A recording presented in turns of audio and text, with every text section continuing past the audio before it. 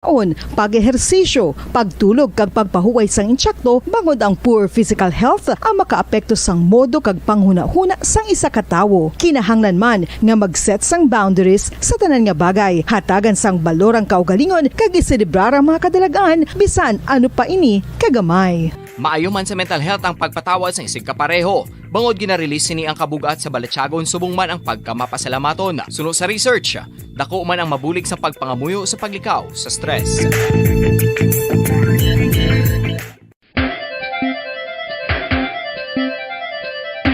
Ang talaba. Sino bala ang hindi maganahan magkaon sang talaba? Magluwas sa manamit sini nga sabor, ang talaba ang nagaunod man sa calories, protein, fat, vitamin D, thiamine, niacin, vitamin B12, iron, magnesium, phosphorus, zinc, copper, manganese kag selenium. Isa ini sa mga source ang high quality protein nga nagaunod sang siyam ka importante nga mga amino acids nga kinahanglan sang lawas sang tawo. Nagaunod man ini sa antioxidants nga maayo para sa atay. Apang ang pagkaon sang talaba ang mayara man sa mga risgo. Bangod nagaunod ini sa mataas nga amount sang zinc nga delikado sa kalawasan kon masobrahan. Ang pagkaon sini nga hilaw ang makatugaman sang bacterial infection kag makatuga sang diarrhea, pagsuka, hilanat kag iban pa nga seryoso nga kondisyon. Gani sa pagkaon sang talaba, kinahanglan hagan-hagan lang. Oral disease, nagapadayon nga seryoso nga public health problem sa Pilipinas. Ang prevalence sang dental caries sa mga permanent teeth ang nagapabilin nga mataas sa 90% throughout the years. About 92.4% sa mga Filipinos ang may tooth decay, kag 78% ang may gum disease o kon periodontal diseases. Santo sa report nagikan sa DOH. Bisan pa nga ini ang preventable o kung matapna, ini nga balatian ang nagapikto sa halos kada Filipino at one point or another sa iya nga pagpangabuhi. Ang pagpractice sang good oral kag dental hygiene kaangay sa paghalong kag pagtatap mo sa imo kaugalingon. Nagatap na ini sang bad breath, tooth decay, gum disease, resulta ang healthy nga baba. Ang healthy nga baba o kon mouth, maayo nga indicator nga maayo man ang imo lawas. Gani halungan gid ang aton nga dental health. San o ikaw ulihi nga nag-ilis ang sponge nga ginagamit mo sa paghugas sa mga kitchen utensils? Ang kitchen sponge mga kabombo, ang mas mahigko pa sa toilet. In fact, ginpahayag sang microbiologists nga ang mga butang nga ginagamit naton sa pagtino sa mga dishes ang pinakahigko nga bagay sa balay. Sa isa ka pagtuon nga na-publish sa journal nga Scientific Reports, ang spongy bacterial colonies ang mas delikado sa aton ikaayong lawas. Bangod sini, ginarekomendar sa mga researchers nga dapat islan ang sponge kada simana. Ang kitchen ang lugar sa aton balay kung sa diin nagasugod ang mga new bacteria. Bangod sa human traffic kag food preparation. Bangod ang sponge ang masami nga warm, mabasa kag matrace ang old food. Ini ang ideal nga breeding ground para sa bacteria. Suno sa pagtuon, maayong idea nga tinluan ang sponge kada tapos gamit.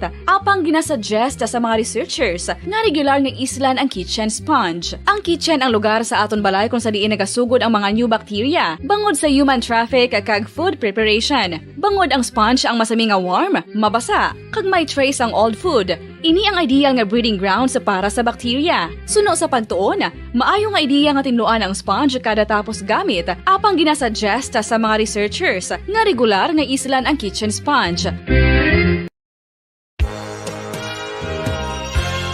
Yari na ang isa sa nakapabaylo kag nakabaton sang brand new radio set with AM and FM band kag 1,000 pesos cash. Nagikan sa Bombo Radio Bacolod. Ko si Anisito Delicano, taga Libertad Extension, Bacolod City. Nagbabaylo ko sang radyo nga ginatag sapon sang Action Radio kay nagaungot sa ilalang estasyon.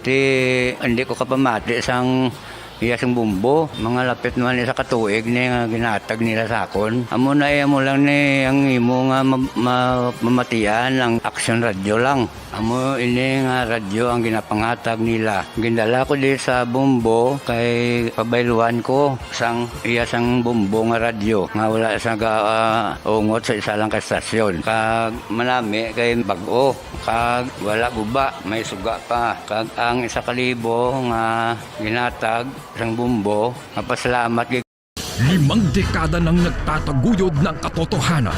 5 dekada nang nagtatanggol sa mga mamamayan. Patuloy na nagsasaliksik at mabilis maghatid ng mga balitang siksik at malaman. Patuloy na nangunguna sa mga issue, drama, promo at serbisyo publiko. Ito ang Bombo Radyo Bacolod, ang pambansang radyo ng Pilipinas. Basta Radio Bombo! Philippine Standard Time, impunto las 6 ang taknasaga. Bombo Radyo Bacolod. Basta Radio Bombo!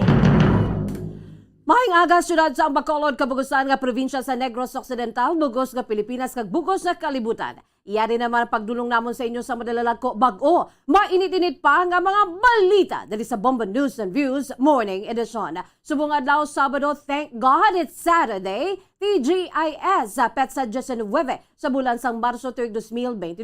Mga kabombo, una kita sa aton si mga headlines sa balita lokal. Mga opisina sa Bacolod City Government Center magapabilin nga bukas sa piyak sang transport strike sa Lunes kag Martes. Miyembro sang House Committee on Energy nagpanindugan nga hindi magigo ang 200 pesos sa nga bulanan nga ayuda sa 12 million households. Samtang numero naman sang gun ban violators sa Western Visayas naglapaw na sa isa kagatos. 3 arestado, masobra 200,000 ka pesos nga balor sang suspected shabu na kumpiskar sa pagserbis ng search warrant sa syudad sang Silaya. Balita national, una nga presidential debate nga patigayunon sang COMELEC karon sa gabi. All set na, Bongbong Marcos maga-absent. Empleyado sang Smartmatic nga imbulbado sa kinaligar security breach sa sistema, yaran sa kustodiya sang NBI. Samtang graduate sa bahin sa UP Manila nagpanguna sa physician licensure examination. Balita international, US President Joe Biden kag Chinese President Xi Jinping nagistorya sa malapit 2 ka oras sa telepono angon sa Russian invasion. Mga tangkinigera sang Russia nagapabilin nga hindi makasulod sa guwa sang capital sang Ukraine. Samtang balita sa negosyo, maayo nga balita, presyo sa produktong petrolyo may big time price rollback sa Martes. Balita sa inampang, Philippine Basketball Association magapatigayan sang annual rookie draft para sa season 47. Samtang balita sa entertainment, parokya ni Edgar kay iban pa nga mga local artists nagpahinwala sa nagagwa nga balita nga sila ang mag-perform sa rally na day Bongbong Marcos kag Sara Duterte. Sa balitang espesyal, madamo nga mga journalist sa TV networks ng Russian government nag-resign bangod sa invasion sa Ukraine. Amoy ato mga kabombong aton sining nga mga headlines kag karon lito na kita sa mga detalye na sa aton nagapangunang nga mga balita upod sa inyo sining nga mga tagbalita. Bombo Franz, Sandro Burgos. Kag Bombo Jazz de Jesus Madrigal. Una kita sa detalye sa ato nagapangunang nga balita lokal. Magapabilin nga bukas ka padayon nga mga serbisyo ang mga talatapan sa Bacolod City Government Center sa piyak sang patigayunon nga transport strike nga ginatawag People's Holiday sa Lunes kag Martes, Marso 21, 2022. Sa interview sang Bombo Radyo sa kay Bacolod City Administrator Attorney Edward Joseph Quanzing, santo sa statement ni Bacolod City Mayor Evelio Beng Lunadia, ngin business as usual ang City Hall sa sulod sa 2 ka adlaw nga People's Holiday. Sunod sa kay Quanzing, nahangpan sa alkalde ang sentimento kag pagkadismaya sa transport groups sa tunga sa asod-asod nga saka sang gatong kag nagaupod man ini sa pagpanawagan sa mga ahensya sa gobyerno sa pagpaganhagan sa mabudlay nga sitwasyon nga mas ginpalala pa sang health crisis. Sunod naman sa City Administrator sa syudad sa Bacolod nga gina-finalize na sa karon sa Bacolod Traffic Authority Office o bitaw ang pick-up points para sa pagayunon nga libre sakay sang syudad sa mga empleyado sa syudad sa Bacolod. Gipahig naman ni Quanzing ang bus kag ang salakyan sang syudad para sa libre sakay kag ginaingyo man kung ginainganyo man sa city administrator ang mga empleyado nga magmotor pooling o kon motor pooling kag ginpaig man sini nga mayara man sa iban nga magabiyahe bangod indi man tanan ang makigbahin sang untat biyahe bangod indi man ang tanan nga driver ang makasustener nga indi magbiyahe sa sulod sang duha ka adlaw. Sa Monday and Tuesday dasong semana, nagdesisyon si Mayor nga sige gyapon ang obra sang lokal nga gobyerno. Bali bukas gyapon ang aton nga NGC, ang aton tanan nga talatapan sang lokal nga gobyerno may obra gitaya. Nang ginhimo ni Mayor is mag-offer kita sang libre sakay, may ara na sa gina-finalize pa sang bitaw subong ang pick-up points. Ang kabahin sa pagpahig ni Bacolod City Administrator Attorney Edward Joseph Quansing sa piyakabahin hulaton na lamang sa syudad sa Bacolod ang opisyal nga desisyon sa presidente angon sa ginaduso sa bahin sa National Economic and Development Authority kon NEDA nga 4-day work week antes magdesisyon ang alkalde sang syudad angot diri. Wala sang pagsaka sa pamasahe sa Fastcraft. Sulong sa operators ng Wizam Express bangod sa ginalantaw nila nga hindi pagsaka sa presyo sa produktong petrolyo. Kasubong man nga nagdubo naman ang presyo sini abroad sa $120 per barrel. Sulong kay Frank Carbona, ginalaw man nila sa karon nga manubo ang presyo sa gatong sa madason nga semana. Sunod rin kung wala sa matabo nga price hike sa petroleum products sa madason nga semana. Wala man sila sang iga-compute kapag saka sa pamasahe sa Fastcraft. Ginpahayag man sang Wizam Express operator nga tinalikdan nga semana ang ulihin nila nga pasaka sa pamasahe kasunod ng pagsaka sa 13 pesos sa diesel kag 7 pesos sa gasolina. Kung sa din nagdangat sa 450 pesos na ang one-way trip matapos gindugangan sang 25 pesos. Sunod pa diriya, kung mapasaka pa sila liwat mahimo nga mabuhinan naman ang ilang pasahero. Bangod mahal ang pamasahe kasubong man ang iban nga means of transportation padulong sa pier kag nagapanguna nga balaklon. Samtang bangod sa medyo naghalog ang restrictions kadungan sa pagpabilin sa syudad sa COVID Alert Level 1. Nagdangat na sa 4 ka round trip ang ilang biyahe kag nadugangan naman ang seating capacity sa Fastcraft. Ang last ko nga basa, it's almost daw ara na lang sa Humboldt, a little over $100. So gapanaog sa. Okay. So we're expecting gani nga ang oil companies will announce rollback instead of an increase. Yes. So kung amoy ng matabo, then why kami rason na nga Nabatin na pahing ni Wizam Express operator Mr. Frank Carbona. Samtang nagpanindugan naman ang miyembro sang House Committee on Energy nga tuman kakulang ang 200 pesos nga unconditional cash transfer sa 12 million nga poor household sa baylo nga suspendihon ang excise tax sa produktong petrolyo isa man sa ginatunaan sa pagmahal sini. Sa interview sang Bombo Radio kay Congressman Carlos Isagani Zarate, hindi makabulig ang 200 pesos sa kada pamilya kag kaangay nga gin-insultuhan pa amay ni. Sunod sa kay Zarate, may kamaturan ang gipahig sa Department of Finance kasang subong nga administrasyon nga dako ang mabuhin sa revenue sa pungsod kun isuspend ang excise tax apang nga makabulig ini sa mga pumuluyo. Sunod sa kongresista, hindi lamang transport sector ang mabuligan sa tion nga masuspenda ang excise tax bangod nga mabuhinan sang halos 4 ka pesos tubtob 6 ka pesos ang kada litro sang produktong petrolyo nga ginabakal naman sa mga pumuluyo. Sunod sa kay Zarate, ang nabuhin sa presyo sang gatong nga ginbakal sang konsumidor ang mahimo ibakal sang pagkaon para sa pamilya bangod halos tanan nga mga nagapanguna nga balaklon sa karon ang nagmahal naman. Sunod diri hindi lamang Committee on Energy nga ginapamunuan ni Representative Mikey Arroyo ang nagaduso naman nga magpatawag sa special session si Presidente Rodrigo Duterte angon sa pag-amend sang oil deregulation law kag ang suspendihon ng excise tax sa produktong petrolyo kundi iyara man ang Committee on Economic Affairs nga ginapamunuan ni Representative Sharon Garin sa bahin sa Committee on Ways and Means nga ginapamunuan naman ni Representative Joey Salceda kag ang Transportation Committee nga ginapamunuan naman ni Edgar Mary Sarmiento bago nakitaan na sa maini nga tuman nakabahal ang presyo sang gatong kasubong man ang asod-asod nga pagpasaka sang presyo sini. Sunod sa kay Zarate nakita na sinisadto pa nga ang DOF na mismo ang wala sang gana nga magsuspender sang excise tax bangod sang tilikdan nga tuig masobra 30 ka beses nga nagpasaka sa presyo sang gatong ang mga oil companies wala gingamit sa nasamit nga ahensya ang pribilehiyo sini nga ginhatag sa Kongreso nga isuspend ang excise tax kung magsobra sa $65 dollars per barrel ang produktong petrolyo sa idalom naman sang train law sa sulod sang 2018 tubtob tuig 2020. Kaya ilang ginasiling nila nga madula revenue. Well, partially it is true, no? Tuod na siya. Kaya kung isuspend natin ang excise taxes, hindi mo na makolekta na sa consumers. On the other hand, ang hindi mo makolekta sa consumers or sa mga drivers, sa mga operators, pasabot sila, para sa kamot nila, ang magamit nila, galastuhon nila, no?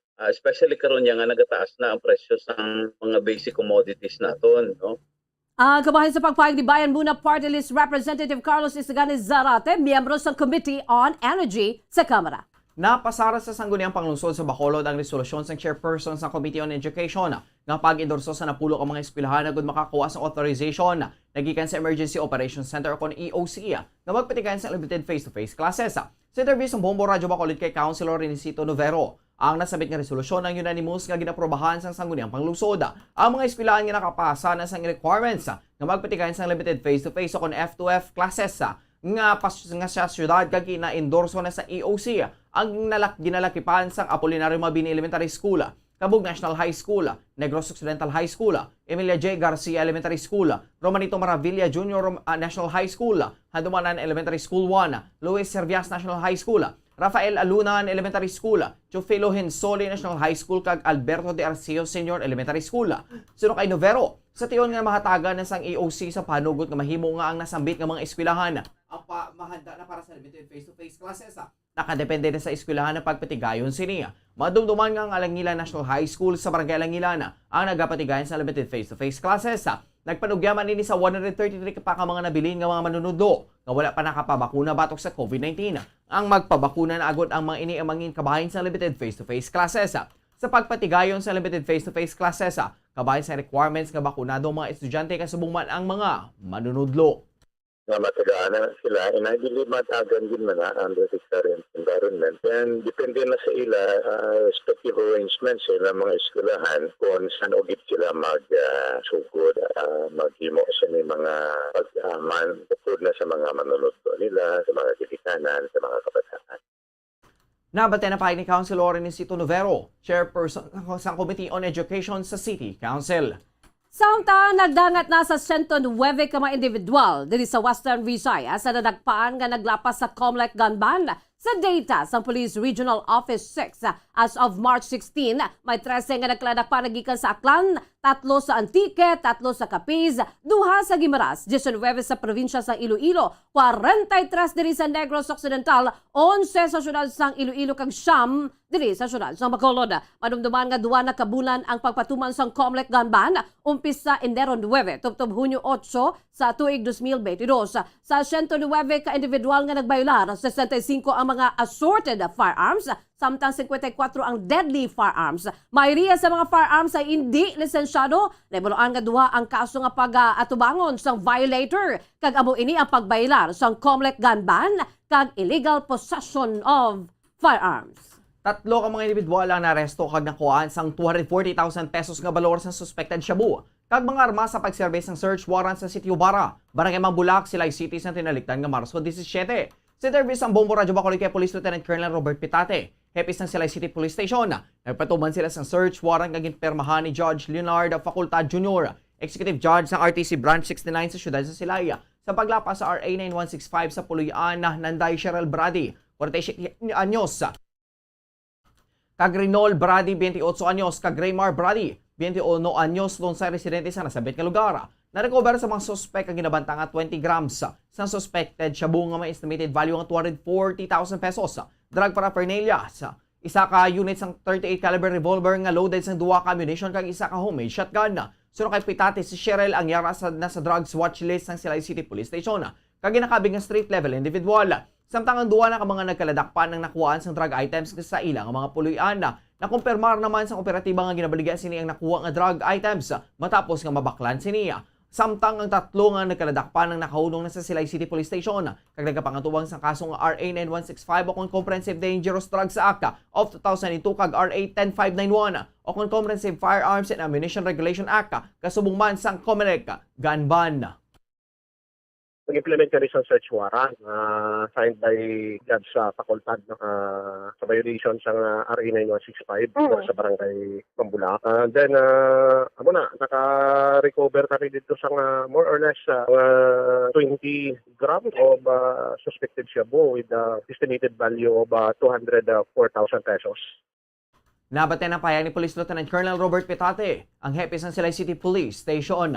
Sa Rudapusan nga balita lokal, arestado ang isa ka lalaki sa bypass operation na gipanigayon sa Bacolod Police Station 7 sa may Purok Kabugwason, Barangay Mansilingan diri syudad sang Bacolod. Sa interview sang Bombo Radyo kay Police Captain Elmer Bonilla, ang Station Commander sa Bacolod Police Station 7, gikilala ang suspetsado kay William Rodriguez alias Ninot, residente sa nasambit nga lugar. Nakuha sa isini nga pag-inakop ang duha ka mga small heat-sealed transparent plastic sachet sa suspected shabu, kay isa ka dako nga heat-sealed transparent plastic sachet sa suspected shabu. Ang nakonfiskar nga illegal nga druga, ang ginabanta nagabukat sa 5 ka gramos ka may estimated market value nga 34,004 o kon 34,000 pesos. Sa karon nakahunong naman si Rodriguez sa Bacolod Police Station 7 kay natalana pasakaan sa kaso nga paglapas sa Republic Act 9165 o kon ang Comprehensive Dangerous Drugs Act of 2002. Pagkapulisan diri sa Police Station number 7. Kuda nga ito ng mga operatiba nagkandak sang bypass operation diri sa area sang Purok Kabugwason sa Barangay Mansilingan na siyudad sa Bacolod. At yung tigayan na ito nadakpan subong ng aton nga subject sa bypass operation naman si alias Nino kung si William. Ang kamay sa pagpahayag ni Police Captain Elmer Bonilla, ang Station Commander sa Bacolod Police Station 7. Bombo Radyo Bacolod. Number 1! Basta Radio Bombo! Tips sagud malikawan ng insomnia. Ang pagtulog sang maayo ang makaapekto sa mental kag physical health sang isa ka tawo. Apang kung kaisa hindi maligar nga nagaka-eksperyensya sa ginatawag nga insomnia, gani ari ang tips sagud malikawan ini kag mas makatulog sang maayo mga kabombo. Kinahanglan nga pareho ang oras ang imo pagtulog kag pagbangon kada adlaw agud maset ang imo nga body clock. Kun adlaw, mas maayo nga buksan ang mga kortina agud makasulod ang kasanagon, paglakat-lakat kun aga kag pag-ehersisyo. Kun gabi, likawan ang mga masanag nga screen kaangay sa mga gadgets kag TV. Limitahan man ang pagkaon kag mga ilimnon nga may caffeine kag nicotine bagod makatuga ini sang problema sa pagtulog. Likawan man ang pagkaon sang madamo, pag-inom sa alcoholic drinks, pag-inom sang madamo nga tubig kag ang pag-overthink antes magtulog.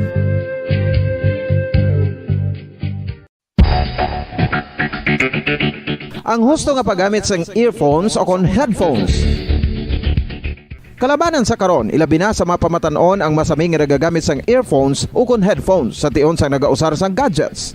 Apang, ano bala kalawig ang aton paggamit sang earphones kag headphones? Nakahibalo bala kamo mga kabombo nga ang tuman kalawig nga paggamit sini ang makatugas ang ear noise o kon acoustic trauma? May pila naman ka tips nga makabulig agud mahalungan naton ang aton dulunggan kag pamatinan. Dapat nga ipabilin nga yara lang sa 60% ang volume sang aton nga mga earphones o kon headphones. Likawan nga masobra sa 4-5 ka oras ang tayuyon nga paggamit sang earphones o kon headphones. Magtala na sang 15 minutos nga break matapos ang 1 ka oras sagud nga makapahuway ang aton palamatinan. Masami nga tinluan ang earphones o kon headphones kag mas maayo nga gamiton ang duha ka earpiece sang aton nga mga earphones.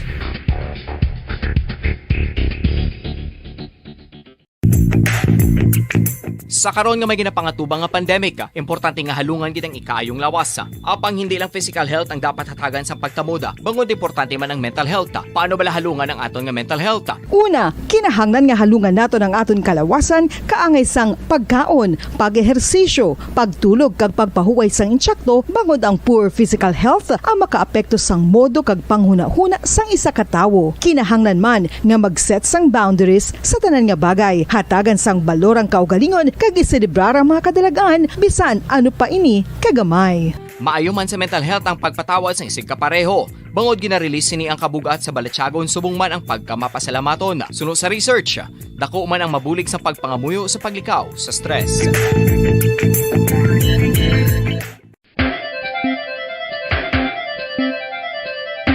Ang talaba. Sino bala ang hindi maganahan magkaon sang talaba? Magluwas sa manamit sini nga sabor, ang talaba ang nagaunod man sa calories, protein, fat, vitamin D, thiamine, niacin, vitamin B12, iron, magnesium, phosphorus, zinc, copper, manganese kag selenium. Isa ini sa mga Bacolod. Number 1! Basta Radio Bombo! Philippine Standard Time, 20 minutos na nakalipas sa takna alas 6 sa aga mga kabombo. Kagkaroon, lito na kita sa mga detalye na sa ato nagapangunang nga Balita National. All set na ang stage para sa patagayunon nga debate sa Commission on Elections sa COMELEC para sa 2022 elections. Nga una naman hiwaton karon sa gabi sa Sofitel Hotel sa may Pasay City. Sa Biyernes, gipakita sa COMELEC sa mga reporters ang debate venue sa Harvard Garden Tent sa Sofitel kung sa diin ginpatigayon man ang 8-day filing sa Certificate of Candidacy sa 2 Oktubre sa nagliga na tuig. Siyam sa napulo ka mga presidential candidates ang nagkomiter nga magatambong sa debate bangod nga ginpili ni anay Senador Ferdinand Bongbong Marcos Jr. nga makikita sa iya nga mga supporters sa field. Ang debate ang may tigulo Pilipinas Debates 2022, The Turning Point. Magasugod na 7 sa gabi kag ginalauman nga magatapos na 9 sa gabi. Si broadcast journalist Lucy Cruz Valdez amo mangin moderator sini. Kag sunod sa kay COMELEC spokesman James Jimenez, ang una nga debate ang magasentro sa mga tupiko sa bahin sang pandemic kag ekonomiya. Ang mga organizers sa magapili sa 20 ka mga pamangkot. Usa din ang iba na nagikan sa mga netizens. Sunod sa kay Jimenez, hindi tanan nga 20 ka mga pamangkot ang ginalauman nga maubos, bangod nga maging organic ang debate kag maga-flow. Depende sa kung ano ang magresponder sa bahin sa mga kandidato. Maayara man sang preparation team ang kada kandidato apang wala sang coaching. Kag hindi man pagpahanugutan ang mga ini nga magbitbit sang notes pasaka sa stage apang maghatag ang poll body sang notepads kag pens sa podium. Sunod sa kay COMELEC Commissioner George Garcia, ang mga botante ang dapat nga mag-tune in sa mga debate agud ila mas makilalan ang mga kandidato. Ginhambala ni Presidente Rodrigo Duterte ang iya bata nga si Vice Presidential Aspirant Sara Duterte nga mangina matutuod sa pagserbe sa pungsoda. Sa isa ka event sa Cebu City, isa ka recorded short video message sa San Presidente ang ginplay antes ginharanan ni television host Willie Revillame ang bata nga Duterte. Sunod sa Presidente, dapat mangin matutuod sa iya pungsod si Inday Sara kag magtrabaho sa maayo para sa mga pumuluyo. Ginduga man sini nga ang reward sini ang yara sa langit, gani magpadayon lang sa pagtrabaho ang alkalde. Gitapos sini ang minsay paagi sa pagpabutyag nga palangga sini iya nga bata. Ang alkalde sa Davao City ang running mate ni Presidential Aspirant Ferdinand Marcos Jr. Una na nga gipahig ni Mayor Sara Duterte nga nagalawom ining pagasuportahan sa giamay ang kandidatura ni Marcos. Sabay naman sa Presidente, luyag sini nga mangin neutral kag wala pa sang may gin-endorso nga sa pagka-presidente para sa 2022 elections. Samtang yara na sa kustodiya sa National Bureau of Investigation o NBI ang empleyado sa Smartmatic nga involvado sa ginaligar security breach sa system sini. Sunod sa kay Senate President Vicente Tito Soto III, mayara na inisang kopya sa affidavit na tuloy sa ginaligar infringement sa data sa Smartmatic. Sunod sa kay Senator Amy Marcos, ang chairman sa Committee on Electoral Reforms, mayara sa ginaligar infringement sa operation sa Smartmatic.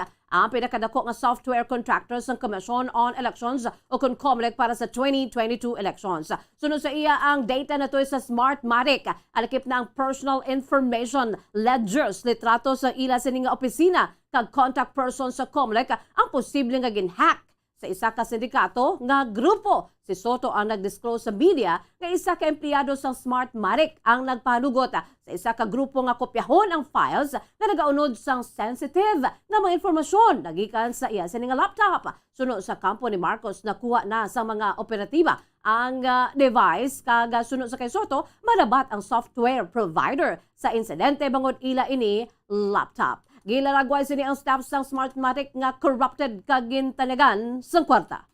Para sa katapusan nga balita nasyonal, Kabugusan nga 1,427 nagikan sa 2,837 ka mga examinees ang nakapasar sa March 2022 Physician Licensure Examination. Sunod sa anunsyo sa Professional Regulation Commission o PRC sa Biyernes, Marso 18. Ang licensure examination ang gipitigayan sa Board of Medicine sa Manila, Baguio, Cagayan de Oro, Cebu, Davao, Iloilo, Legazpi, Lucena, Pampanga, Rosales, Tacloban, Tugigaraw, kag Zamboanga. Ang resulta ang pag-uapat kadlaw nagikan sa katapusan ng adlaw sa eksaminasyon. Ang top performing schools na nasabit nga licensure exam ang ginalikipan sa University of the Philippines o UP Manila nga may passing rate nga 91.23%. University of Santo Tomas o UST nga may 85.71% ka passing rate. Kag University of the East Ramon Magsaysay Memorial Medical Center nga may 85.42% ka passing rate. Top notcher sa examination si Lenius Luis Abarientos sa University of the Philippines Manila nga mayara sang 90.25% ka rating. Nagpangaduwa sa iya si Bradley Ashley Guiong nagikan man sa University of the Philippines Manila nga may 89% nga rating kag nagapangatlo si Celine Angelica Magadan Garcia sa Davao Medical School Foundation nga may 88.42% nga rating. I-congratulate naman sa Southwestern University FINMA si Dr. Brian John A. Gonzaga. Ang top 9 sa nasabit nga examinasyon nga nag-top 10 man sa 2016 METIC licensure exam. Ang mga nangin madinalagon nga examinees ang dapat personal nga mag-register kag mag-sign in sa roster of registered professional para sa registration sa issuance sa professional identification card o kon ID kag certificate of registration. Ang date kag venue para sa oath-taking ceremony ang bago nga mga licensed physicians ang iga-anunsar sa masunod nga mga inadlaw.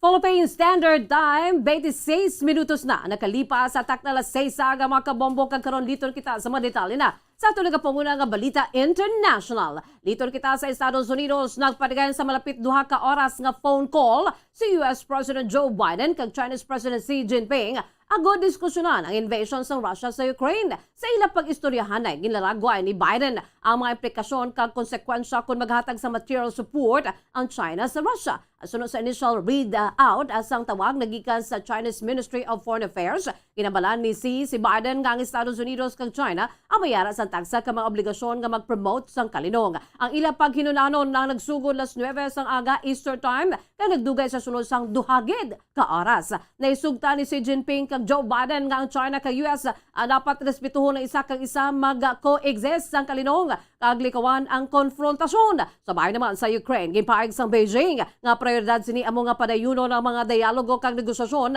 likawan ang civilian casualties kag humanitarian crisis kag kuntaton ang pagpangatake sa madasig nga tinuon. Sunod sa kay Xi, ang kalibutan ng indi malinong kamatawhay sa karon kang ang crisis sa Ukraine ang indi gid luyag makit-an sang tanan bilang permanente nga mga miyembro sang UN Security Council ang duha sa may pinakamadako nga ekonomiya sa pungsod. Sunod sa kay Xi Jinping, ang China kay Estados Unidos dapat nga magpamuno sa development sa China-US relations sa insakto nga dalan apang dapat man nga hakwaton ang international responsibilities kag maghimo sa mga tikang para sa world peace and tranquility.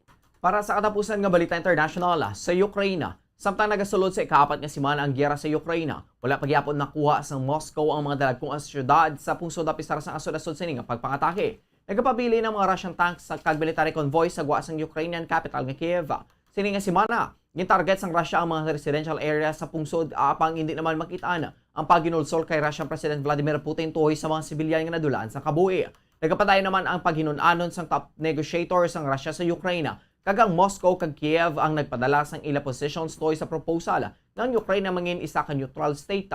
Sunod sa United Nations, hindi magdubo sa 816 ka mga sibilyan ang nadulaan sa kabuhi. Sa Ukraine humalin sang nagsugod ng konflikto sa February 24. Kapin 6.5 million ka mga pumuluyo ang nadulaan sa mga puluyan tugas ng giyera. Sa karon, patayon pagpangatake sang Russian troops sa capital city nga Kiev, sa Kharkiv, kag Kramatorsk sa sidlangan sang Ukraine. Isa ka aircraft repair plant malapit sa airport sa western Ukrainian city. Sang Lviv ang naguba bangod sa missiles attack. Para sa atong nga balita sa negosyo, matapos ang 11 asod-asod nga semana sang oil price hike, lauman ang big time rollback sa presyo sa produktong petrolyo sa masunod nga semana. Sa data sang oil trading sa nagligad nga 4 kadlaw, ginpaig sang isa ka oil industry nga posible nga magnubo ang presyo sang kada litro sa diesel sa 12 pesos and 51 centavos. Pagabuhin na naman sang 6 pesos and 57 centavos ang kada litro sa gasolina. Ang estimated price adjustments ang posible pa nga magbago depende sa trading results kada adlaw. Masim nga ginanunsyar sang fuel firms ang pagbago sa presyo kada Lunes kag gina-implementar ang adjustment kada Martes. Sa tinalikdan nga Miyerkules, ginpahayag ni Energy Secretary Alfonso Cuse nga posible ang oil price rollback sa masunod nga semana bangod sa mga developments sa pila ka mga pungsod kaangay sa China, Ukraine, kag Russia. Para sa aton nga foreign exchange rate, ang isa ka US dollar may baylo nga 52 pesos and 16 centavos. Ang isa ka Hong Kong dollar may baylo nga 6 pesos and 67 centavos. Ang isa ka Singaporean dollar may baylo nga 38 pesos and 54 centavos. Ang isa ka Saudi Arabian rial may baylo nga 13 pesos and 90 centavos. Kagang isa ka euro, may baylo nga 57 pesos and 86 centavos. Ang average nga presyo sa produktong petrolyo gikan sa Shell, Caltex kag Petron stations. Ang unleaded nagabalor sang 71 pesos and 90 centavos. Tubtob 77 pesos and 44 centavos. Ang premium nagabalor sa 72 pesos and 65 centavos. Tubtob 78 pesos and 39 centavos. Kagang diesel nagabalor sa 74 pesos and 8 centavos. Tubtob 78 pesos and 55 centavos. Para sa atong nga balita sa inampanga, magapatigay ng Philippine Basketball Association o PBA sa annual rookie draft para sa season 47 sa May 15. Kagang deadline para sa pagpasa sa application set ang ginatalana sa May 2. Sunod sa Commissioner Office ng Liga, ang mga lokal nga aplikante ay ga-require lamang nga magpasa sang kopya sang ila birth certificates.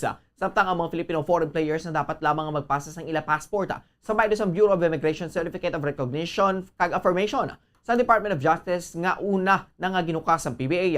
Makapasa na sang ilang forma sa mga aspiring PBA players sa March 21. Ang annual rookie draft ang bukas sa mga nag-edad 22 anyos pasaka o kon mga 19 anyos nga may minimum nga 2 ka tuig nga college education.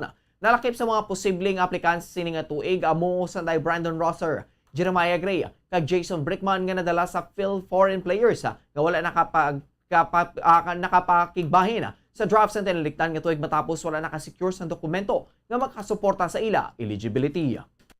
Samtang 31 minutos na nakalipas sa takna alas 6 sa aga, mga kabombo, chika, balita sa entertainment. Ginatag sang iconic band nga parokya ni Edgar nga hindi sila mag-perform sa isa ka unit team rally ni presidential candidate Ferdinand Bongbong Marcos kag ang running mate sini nga si Davao City Mayor Sara Duterte. Kahapon, naglapta sa social media ang isa ka post nga nagapakita nga pila ka mga local artists ang magatambong sa grand rally sa unit team sa Zamboanga. Ang mga local artists kasikat nga mga personalidad ang gilakipan sang team Payaman, Zach Tabudlo, Four of Spades, Kamikaze, parokya ni Edgar, Agsunta Filia, kag Tony Gonzaga. Agon nga maunta ta pagklaptas sang fake news, gileon nga gindinay sa iconic band nga mag-perform sila sa nasambit nga event. Ginpost naman sa bandang ila denial sa ila social media account nga may minilyon nga followers, agon nga maguntat na ang peke nga balita. Sa post naman sa banda, direkta ini nga ginpayag nga hindi matuod ang nagalaptang nga informasyon. Inatag naman sa iban nga mga artist kaangay ni Blaster Silonga asang Four of Spades, Jack Tabudlo kag Agsunta nga hindi man sila mag-perform sa rally kag gintawag nga fake news ang balita. Samtang sa nagliligan ng mga rallies sa BBM Star Tandem si Tony Gonzaga ay isa na ka-constant performer. Kaiban nga sikat nga mga artista nga nagpakigbahin sa ila presensya sa rallies, amo sanday Carla Estrada, Laika Garanod, Silent Sanctuary, Hale, Plethora, Salbacuta, Andrew E. Kaiban pa sa ginpatigayon nga rally sa nakalilain nga probinsya diri sa Pilipinas. Para sa aton nga Bombo Health News, ano gid ba lang ang importansya sa paggamit ng feminine wash o kung ipaanggid sa habon para sa mga kababayenhan? Ang kinatawag sa babaeng sa makatinlo sa iya kaugalingon pinaagi sa pag-produce sa fluid nga naghatag sa protection batok sa mga impeksyon.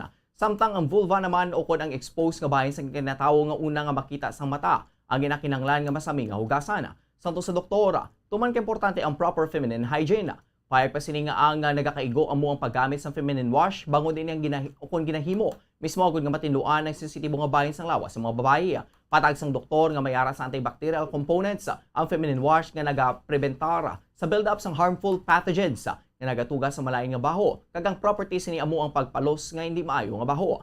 Dapat man nga mahibaluan nga hindi kangay sa feminine wash kalabanan sa mga body soaps nga nagagamit sang alkaline nga saan ang makatugas sang kalitan sa feminine area. Samtang ginarekomendar naman ang paggamit sa feminine wash sa hindi magnubo sa 3 ka beses sa isa ka adlaw. Sa untang balitang espesyal naman, tagsa-tagsa sa aton mayara sa kinaiya kag panindugan na binagid sa aton gimpili nga career o kon profession. Tubtob sa diin mo bala masarangan ipakigbato ang imo kinamatarong, kasubuman ang kinamatarong sa imo isig kapareho. Si Marina Ovsyannikova, ang editor ng state-controlled Channel 1 sa Russia, ang ginpriso matapos ini ang magpadulong sa TV set sang Lunes samtang nagauyat sang sign nga no war. Bangod sini siya ang gin-interrogate sa sulod sang 14 oras. Wala nakatulong sa sulod sang 2 ka adlaw kag wala ini ginatagan sang access agon nga makapangayo sang legal help.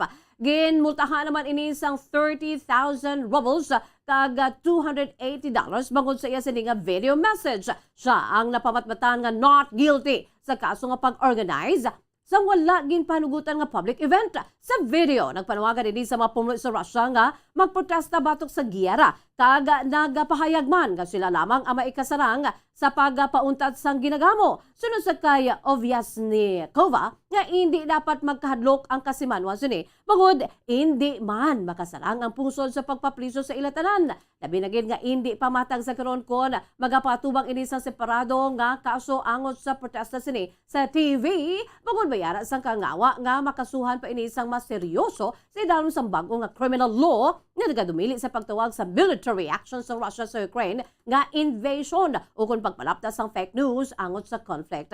Sang natubod na ang identity sini nakabaton si Ovsyannikova sang nagabaha nga comments sa Facebook.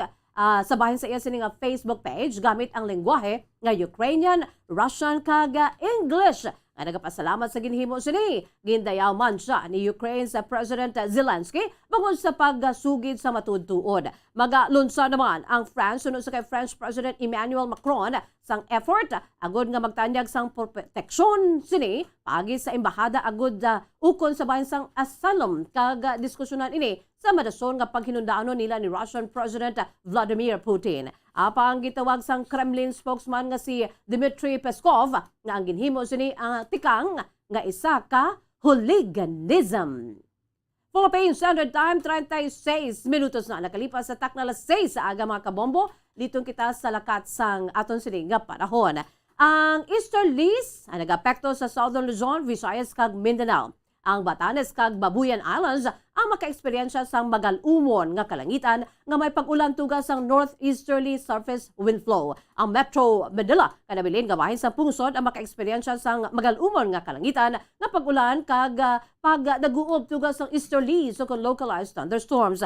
Ang northern kag central Luzon ang maka-eksperyensya sa mahinay tubtob kasarangan nga paghuyop sang hangin sa naminhan na sidlangan. Anabilin gawahin sa pungsod ang maka-eksperyensya sa mahinay tubtob kasarangan ng paghuyop sang hangin sa nasidlangan tubtob na aminhan na sidlangan. Ang baybayon ang may mahinay tubtob kasarangan nga pagbulobalod-balod. Sabay naman sa aton sini nga temperatura sa Metro Manila, nagadangat ini sa 26 to 33 degrees Celsius ang antad sang temperatura. May 48% nga tsansa sang pag-ulan diri kag ang hangin yara sa kabasguhon nga 0 kilometers per hour, mostly cloudy. Sa Kawayan, 23 to 32 degrees Celsius ang antad sa temperatura. May 30% ka chance sa pagulan. Ang hangin may kabasgon nga 0 kilometers per hour, cloudy. Samtang sa Iloilo, 26 to 33 degrees Celsius ang antad sa temperatura. May 24% nga chance nga magaulan diri. Kag ang hangin may kabasgon nga 10 kilometers per hour, partly cloudy. Sa Davao, 23 to 32 degrees Celsius ang antad sa temperatura. May 6% nga chance sa pagulan. May kabasgon ang hangin nga 3 kilometers per hour, cloudy. Samtang diri naman sa aton sa syudad sa Bacolod, 25 to 33 degrees Celsius ang antad sa temperatura. 12% ang tsansa nga magaulan diri. Kag ang hangin may kabaskugon nga 3 kilometers per hour, partly cloudy. Ang adlaw nagbutlak las 5:53 subong aga kag magatunod las 5:59 karon sa Kasisidmon.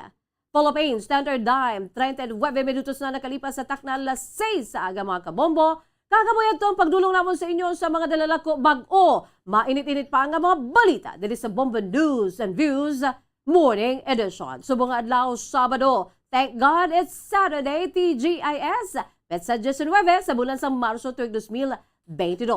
Standby na kamo sa masunod nga programa ang Bombo Reports, second edition o naman sa kay Bombo Erlin Bayonita. Kag sa gihapon, ini ang inyong mga tagbalita. Bombo Franz, Sandro Burgos. Kag Bombo Jazz de Jesus Madrigal. Para sa pambansang radyo ng Pilipinas, consistent overall, number 1 sa Bacolod, Basta Radyo Bombo! Sabay naman sa aton siningan news analysis, naging padala sa aton maukon nga tagpalamati, pagkabasaw ni Bombo Daniel Lecciones. Ang aton siningan news analysis may tigulo, Hugtanay Paha! Epekto sa pagsaka sang gatong ato na nabatyagan, halin sa isda, panakot kag utan. Ang presyo daw hindi mo na maintindihan. Ang dala mo nga kwarta sang bugas hindi na madalawatan. Hugtanay na sang paha ang pangabuhi subong naton. Tungod sang pagmahal sa mga balaklon. Daw hindi na kita makaibalo kung ano ang aton pagahimuon na binagid kung wala na kita sang pagagastuhon. Makaluluoy ang aton kabataan nga wala sang kaunon. Kung magkalatabo man ini ang tanan. Isa lang ang kabangdanan. Putin sang Rusya nga hindi mapunggan, ambot kung ano ang nagsuot sa iya alimpuduhan. Ukraine gusto sakupon, tungod siya nga pagkasakon. Pangamuyo na lang nga aton hinganiban, nga sa sini nga sitwasyon, sang mahal nga Diyos hindi kita pagpabayan, siya lang gid ang aton dalangpan sa mga pagtilaw nga nag-abot sa aton kalibutan. Ang ini nga panguna-una pananawan nga padala ni Leo Siralbo, sang Barangay Mansilingan, Bacolod City.